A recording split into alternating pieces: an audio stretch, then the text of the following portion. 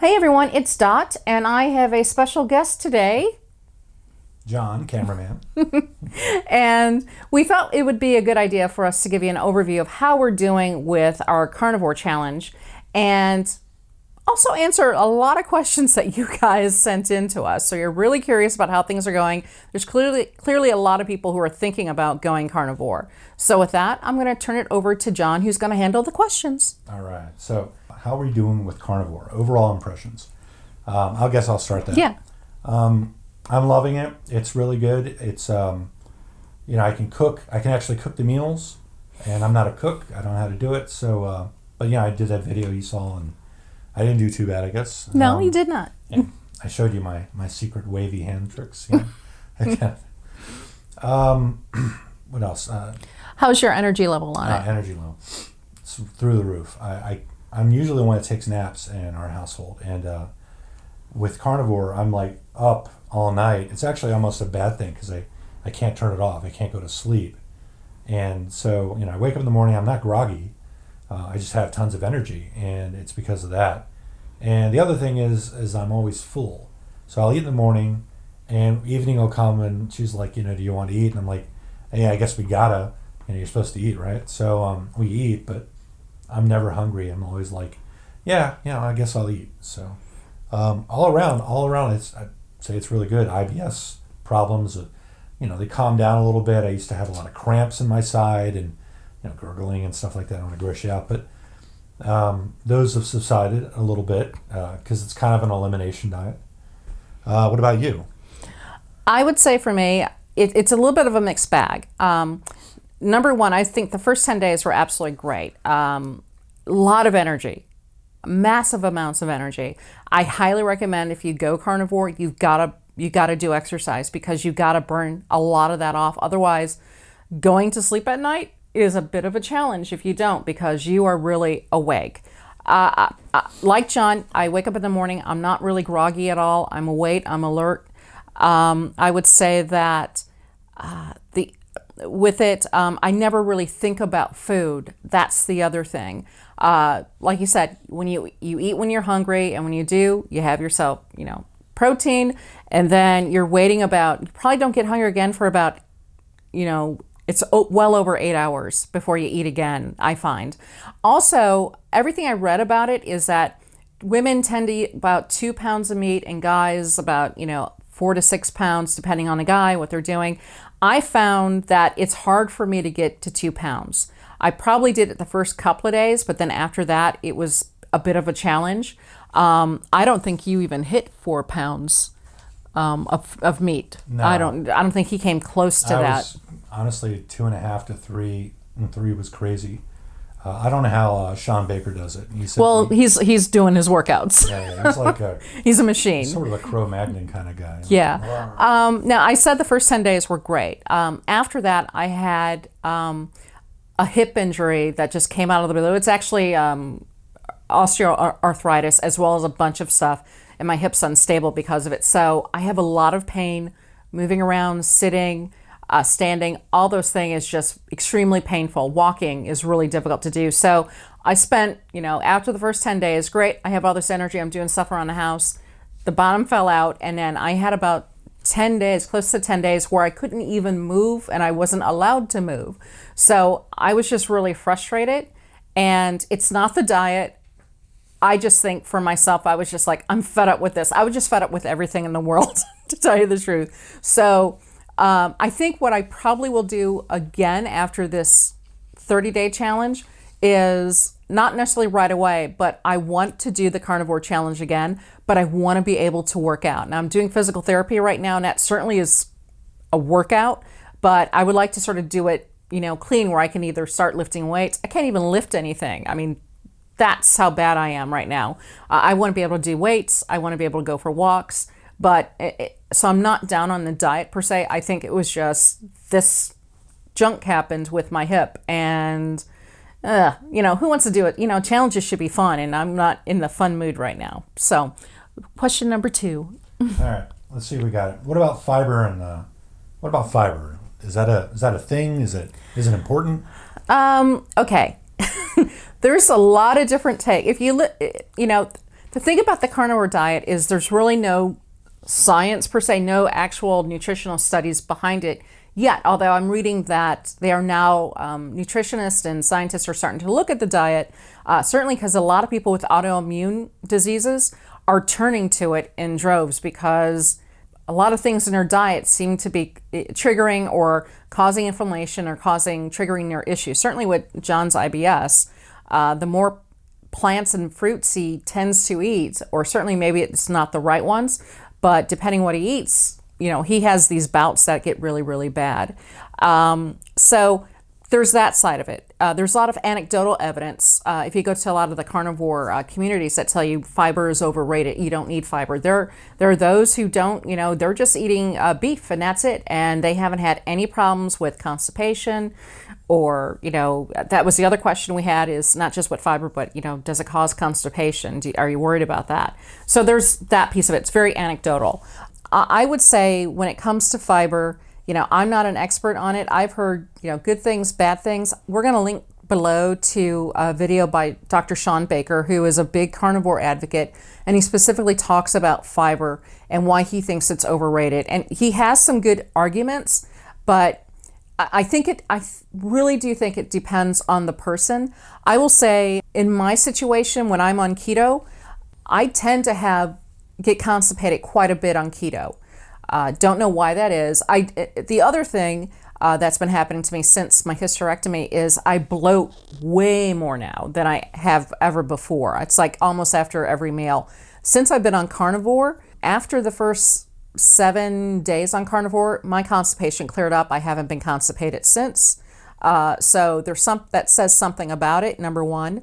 Number two, I'm not bloating after every meal. I feel full, but I don't feel like, that bloating feeling that you get. So I think it's going to depend on the person. And I think it's also going to depend over on your gut health too, going into it. And you sort of can talk a little bit about, you have the opposite issues. Yeah. I do know this, when people go carnivore, everything I've read about it is that you either run into diarrhea or you run into constipation or you're perfectly fine. Now, that's sort of, really? It's like everything. It's like everything. But part of it is there is an adaptation period, just like if you're going from a high carb diet to a low carb or ketogenic diet, there's an adaptation period where it can take 3 to 4 weeks, if not longer, for you to adapt to the diet. It's the same thing with carnivore. So again, we're doing a 30-day challenge. We probably won't even be fully adapted to carnivore after that 30-day period, possibly. I think if you're going from keto to carnivore, it's a little bit, the adaptation is a lot easier because you're not really eating a whole lot of carbs to begin with, but there is that period. So when it comes to fiber and constipation, for me, I'm not experiencing anything, but that could be, who knows why my body's responding to it that way. I think you just sort of have to experiment and, know your body, I would say the other thing with fiber to consider is that when you're eating just protein, when you have to look at what protein is, 75% of protein is water. The rest is protein, fat, and just your micronutrients, your vitamins and minerals. 75% of muscle is water or protein? 75% of a steak, let's say, for example, Okay. a steak of the meat is water. 75% is water. Okay. So the rest is made up of protein, fat, and minerals and vitamins. So now when you start digesting meat, it starts in your mouth, it moves to your stomach because stomach breaks it down into the amino acids, and then it goes to the small intestine where it's also absorbed at. Very little protein is found in our stools. It's just our body absorbs the bulk of it, essentially. And when you look at what's a stool is made up of, and yes, I've done research on this, oh God. It's most of it is water. It is bacteria from our gut. It's also cellulose that you find in fruits and vegetables, stuff that you can't digest. And then it's cells that our body is shedding. That's the bulk of what's in a stool. It's not really protein or fat.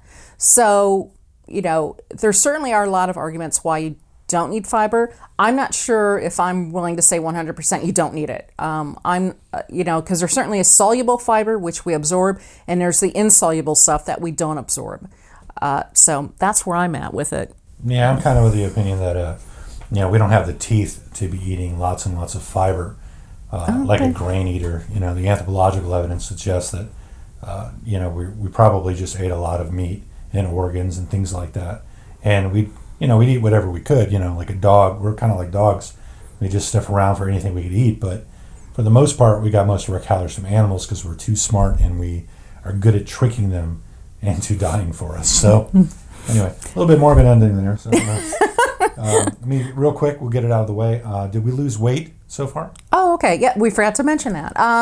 Why don't you sort of go into it? I lost like 6 pounds in the first week, and that was me eating two 16-ounce steaks a day and a little bit more.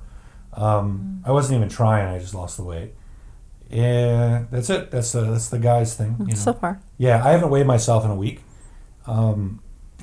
just because the scale's way downstairs, and I don't want to have to do the walk of shame through the house to weigh myself like I did that first time. It's just really a laziness thing. But I don't think I'm gaining any weight.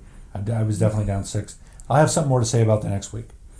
As for me, I lost about 5 to 6 pounds the very first week. Same thing, not really trying, not knowing what to expect.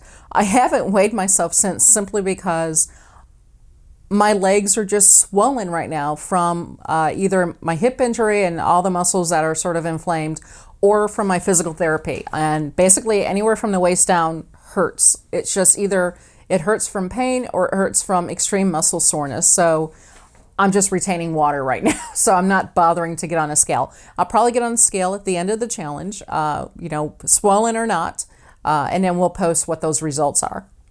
Doesn't all that protein turn into sugar? The short answer, no. And one of the things I looked at was a video, which we'll link to below, by Rob Wolf. And if you don't know who Rob Wolf is, he's a biochemist, and he's known as Mr. Paleo in the low-carb, ketogenic, and paleo circles. He was one of the main proponents of the paleo diet when it first came out. And he has this video specifically talking about protein and how the keto community is so frightened of protein because we're afraid of a little process called, and I might mispronounce this, but it's gluconeogenesis. And basically what that is, it's this magic trick your body does, which when you eat things in excess like protein, okay, Mr. Hands, when you eat things in excess like protein, your body will basically turn the excess into glucose or blood sugar for you to run off for energy purposes. But the research shows that we're not even coming close to the amount of protein to eat that basically starts the gluconeogenesis process. So the low carb community tends to be shorting itself on protein. And the other issue he talks about, and I'm guilty of this, and I know I've given people advice on this, and I'm going to be doing a blog post on it, is that we're so obsessed with the percentages when we do our macros. So how much protein, percentage of fat, percentage of carbs. And we tend to go 70% fat, 20% protein, and 5% carbs. Something like that. Along those areas. That tends to be for ketogenic. That's the magic numbers.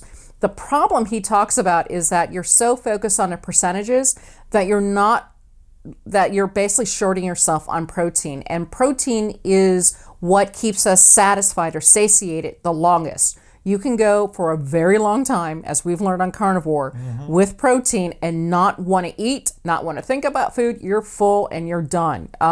There's something it does to the brain where you're not even wanting food. What he suggests is you focus on the grams. You set what that number is with protein, and there's a lot of different figures about, whether you're sedentary, you do light movement, whatever it may be, where your grams should fall in. There are calculators out there you can figure out. But once you set that, then you set your carb count, which is 20 grams, 25 grams roughly, and then fat is used as a lever. So if you're in a plateau, you don't cut your protein, you don't necessarily have to cut your carbs, use fat as your lever, because when we don't eat enough protein, the things we overeat on are going to be carbs and fat. And I can tell you the last 2.5 years, after listening to this video, what I discovered is that for the last 2.5 years, I've shorted myself 6 ounces a day of protein. And my husband can testify to this, or attest to it, is the fact that after a meal, 2 hours later, I'm hungry. And for no reason whatsoever, it's because I'm eating too much fat. And so I would go to fat, or I go to carbs, usually in the form of nuts. I would just eat those until to tide me over until dinner. So I was snacking way too much because I cut my protein unnecessarily. Will carnivore knock you out of a plateau by shocking the system if you are already in keto? I think it depends. Like I said, there really hasn't been a whole lot of research on the carnivore diet.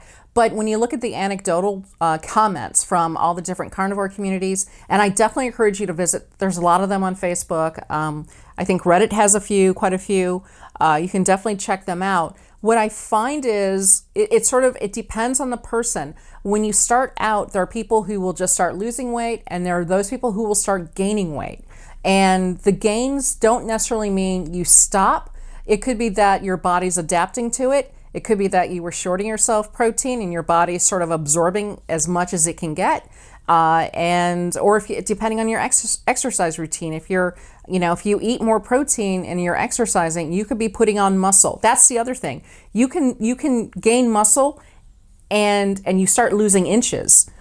So that's not a bad thing. That's a good thing. But I think it's going to depend on you. And I would say go by how you feel on it. If you're starting to feel really, the opposite of what we're having, if you're feeling lethargic, not as great, whatever it may be, then maybe it's not for you. But don't necessarily, it's okay to experiment. I look at these little challenges as we're our own little lab rats, because everyone eats differently. Everyone's body reacts differently to your diet, and not everyone's going to be the same.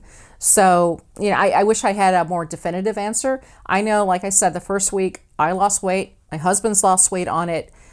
And I think with carnivore, the real challenge is more for some people. I think I had this is more mental.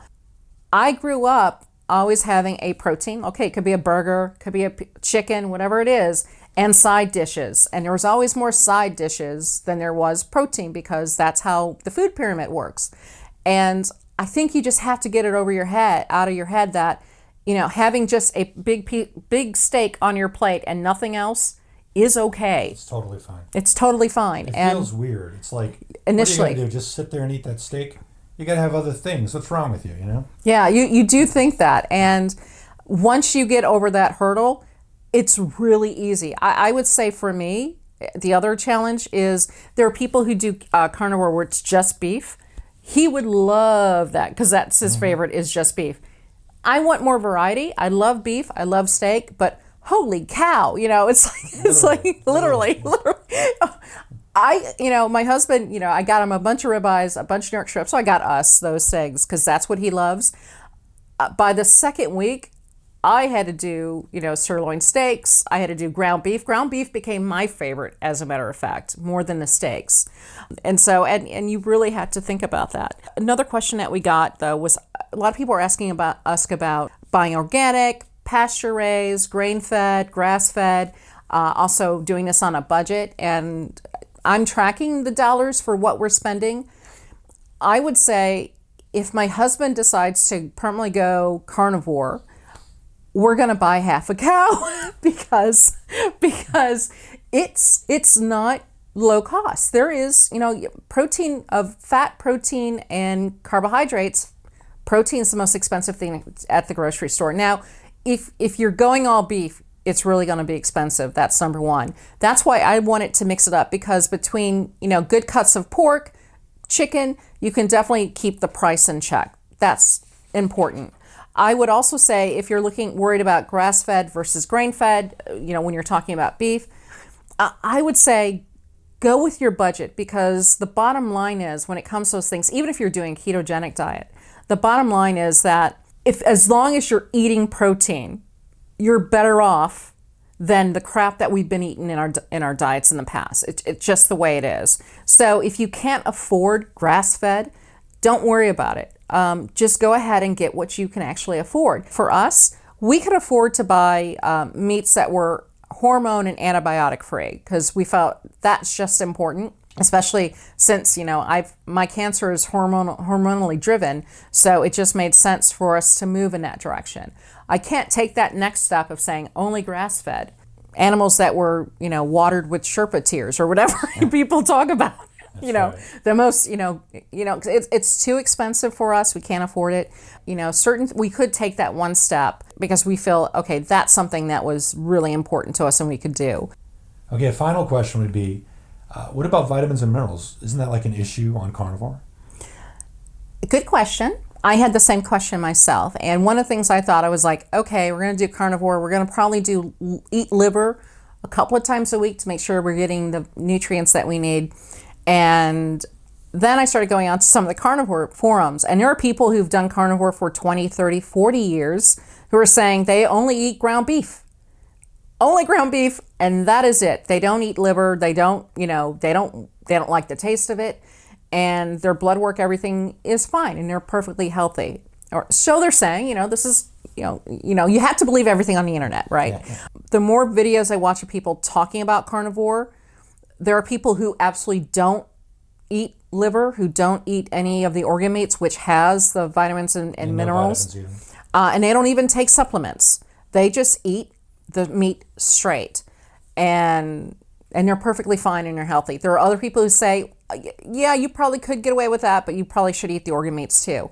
And with that, a little bit more about the science, not necessarily the terminology, but the science behind it. So I don't remember all the terminology, but basically, if you're not eating any carbohydrates, one of the things that you get from eating muscle meat is actually the thing that the vitamin C creates to repair, your body. That's what vitamin C does, is it actually repairs things in your body. And when you're eating muscle meat, you get that from there. So you could go a very, very long time. You could go just pretty much in perpetuity just eating muscle meat. But I think there's also, and we'll link to a video too. Again, it's Shawn Baker who has done a lot of videos on carnivore, because he is Mr. Hardcore Carnivore for almost 2 years now. Mm-hmm. What he talks about is, and I think I'm correct on this, and don't take it to the bank, because again, you shouldn't believe everything on the internet. No. Is that the more carbs you eat, the more vitamin C you actually need. Yeah. Whereas your body requires a higher percentage of vitamin C. Whereas when you're eating just protein, when you're a carnivore, your body makes the adjustment and it needs less vitamin C. So your body starts making adjustments based on what you're putting into it, basically. So that was sort of an interesting thing. Yeah. I hadn't heard of that, but he talks about the science behind it, and actually I think he even talks about the reports that he's read on it. There's a lot of folks out there who definitely do carnivore, who are definitely supportive of it. I think Dr. Ken Berry is another one. We'll probably put a link to him too. I think he went carnivore just a little over 8 months ago, and he's very happy. He has a lot less issues, health issues. In fact, he's talked about how he's never felt healthier because he went from keto to carnivore. So that's something to consider as well. And I will say this one small little last tidbit related to John's IBS that we've discovered. I've done the curry chicken video just recently, and I did the steak with the adobo rub. And what we discovered is he had reactions to those. He had flare-ups, and I did. I never really did the research, and he's been living with this. He never did the research, so it shouldn't just be me. But anyway, curry is not something, when you have IBS, is not something you should necessarily be eating. It's like curry, you gotta hurry. Yeah? Okay, Right. God, but also with the adobo spice I made, it's very spicy. It has a little pepper in it. There are spices in there that he can't have. And the thing is, spices, we're looking at doing a test to see what he may be allergic to, because that, those things can trigger you. So if you're doing carnivore, you may want to just go with just salting your food. I mean, if you're doing something as like an elimination diet, that may be the way to go. Okay. All right. That's it for the questions. Okay. Well, I hope you enjoyed this, and if you have any more questions, just go ahead and put them down here. We got another week and a half to go of carnivore, and then we're going to start a new challenge, food challenge. And even though February is 28 days, we're still going to do 30 days. So it'll go a little bit into March. Mm-hmm. And that one will be an interesting one, because it won't be carnivore. So John will be leaving the carnivore world, and I know he'll be sad about that. Aw, I'm very sorry. And I'm actually really looking forward to this because I think it'll be fun. So we'll see how that goes. But until then, I will see you next time. And me too. Bye-bye. Bye-bye.